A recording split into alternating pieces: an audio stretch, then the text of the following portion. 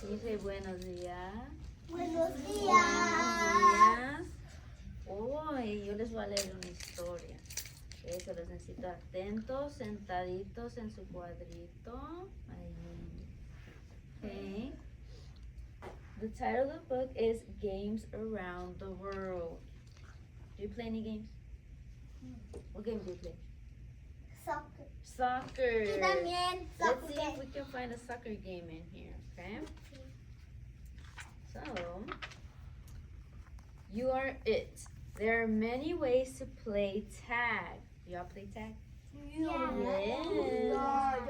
In Turkey, kids play tag by running away from a rabbit. Players form a circle and one child is the rabbit. Another player, the hound, is outside.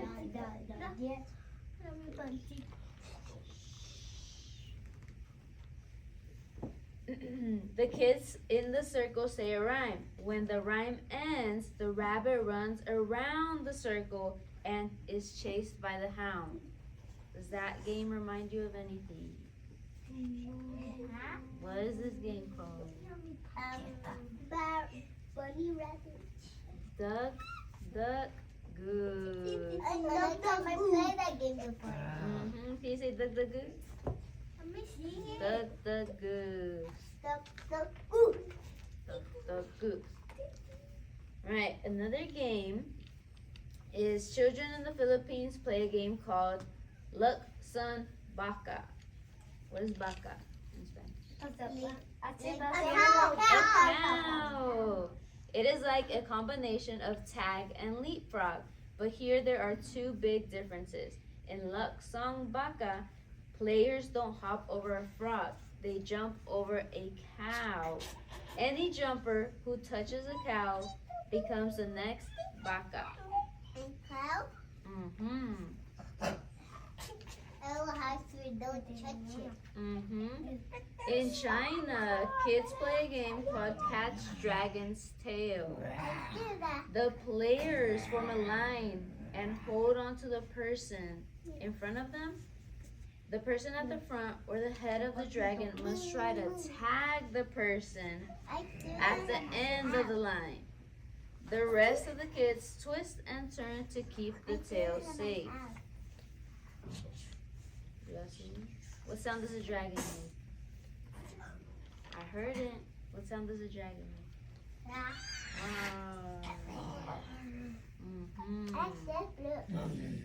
Face it front, please. Face it front. My dad only play with me all the time. You play with you all the time? And my friends with her.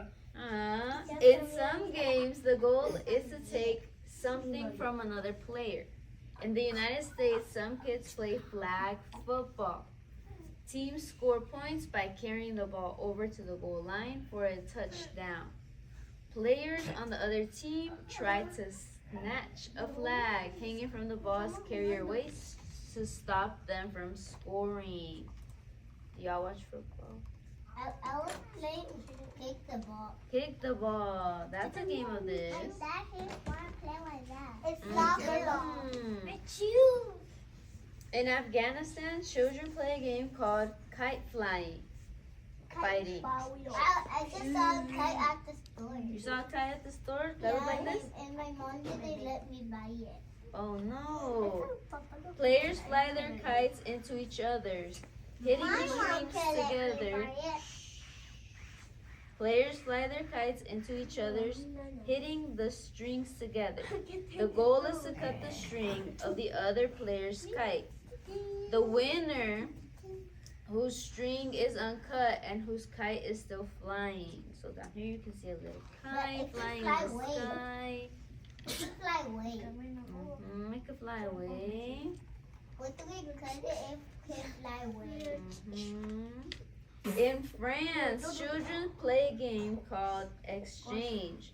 Players sit in a circle. Can you see the circle? Face the front, please. Face the front. Y'all see the circle? The rest sit in a circle. Maybe at recess. One player who is blindfolded stands in the circle and calls out 2 numbers. Each player numbered in that seat must switch chairs before the blind person player can sit on one.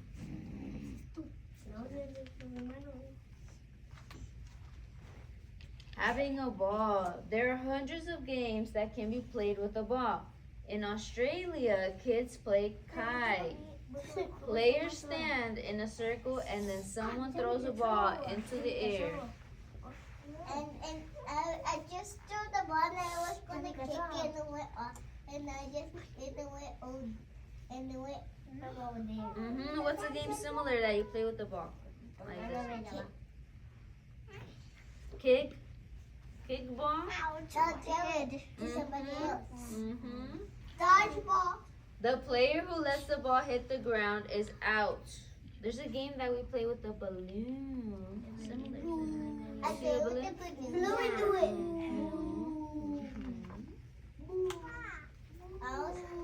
There was a balloon that I always go to her house. And there was a balloon there. Look, this one's your favorite. Soccer is one of the most popular games in the world. Outside the United States, it is called football. Right? In Bolivia, many children play games called soccer in the streets. Rules can vary, but players still have to kick the ball into a goal. Some of the world's best soccer players grew up playing street soccer. Sit on your stool, please. Sit on your stool. All the marbles. In Indonesia, kids play kelereg. To play the game, kids put marbles in a group. Each player keeps 1 striker marble. The players take turns shooting at their striker at the group of marbles. The shooter keeps any marbles that she hits. What is marbles in Spanish? Like Canicas, yes. pelota. Palotas. Sit in your square, please. Sit in your square. Sit in your square. Kura is a game from Zimbabwe that can be played with marbles or stones. Stones are placed inside of a circle. A player tosses 1 stone in the air and picks up as many players as possible before tossing another stone. One thing all these games have in common is that they are all fun to play. What type of games do you like to play? I like playing hide and seek. You like playing hide and seek? I play hide and seek with him too. Me too. What other games? I play hide and seek with my brother. With your brother? He's my cousin. He's my cousin. Wow. And he's my cousin. Wow. All right, can we say the end? The end. Thank you for coming to story time. Okay, so why are read alouds important? Read alouds are important because kids get to see what a good reader sounds like. It's also important for them to learn new vocabulary and to be able to talk about different things that they've heard and that they've seen. So just a variety of reasons. And what grades are read alouds recommended for? Pre-K to 6th. I think you can read. 6th graders are still just big kids and they still like to hear books read aloud. So I mean, I've read picture books to 6th graders before and they love them. So I think all grade levels. And then how do you choose the book for a read aloud? It depends on like sometimes it's maybe a topic that we've been discussing. Sometimes I ask the teachers, like, what are you working on in class that maybe you want me to reteach here in the library. Sometimes I just pick books because I like them and I think they're good books. And sometimes you just need to hear a good book, not necessarily have a lesson behind it. You just need to hear a good story. So yeah, that's kind of how I choose read alouds. Okay, and then my last question is what are some improvements that I could make? Any tips? During I'm sorry about that. I would say just maybe ask. I think you did a good job of asking questions, but maybe like ask some more like really just directed questions. Be real specific with them, so that way they kind of know what you're asking. And then just try to. I know sometimes it can be hard to stop and redirect a behavior, but it's real important because sometimes if those behaviors keep going, then the rest of the kids. I mean, I think they did good, the ones of ignoring it, but sometimes you got to just stop, which it stinks. You got to just kind of stop the story and say, okay, we're listening to a book right now. Your voice should be quiet. Your ears are listening, just different things like that. So that's how I recommend. But I thought you did a really good job, like asking questions and stopping and asking questions and just kind of stopping, talking about pictures, things like that also is real important, especially for those English language learners. Like, what do we see in this picture? Yeah. Yep. Any other kind of like visuals that stop. But yeah, I thought you spoke clearly and things like that. So that part was good.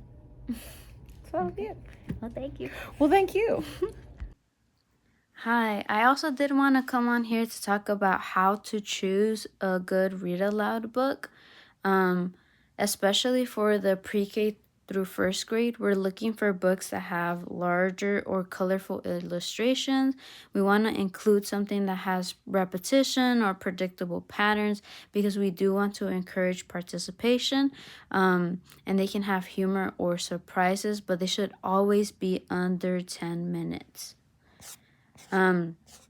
For the second through third grade level, students really love funny books, slightly gross books, or interactive books like mystery and surprise books.